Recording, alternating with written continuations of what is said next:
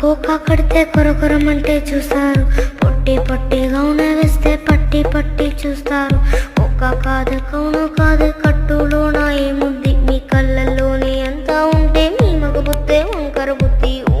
అంటావా అమ్మవా అంటావా అమ్మవా అంటావా అమ్మవా అంటావా అమ్మవా. తెల్లగుంటే ఒకడు తెల్ల కిందులవుతాడు, నల్లగుంటే ఒకడు అల్లారెల్లరి చేస్తాడు.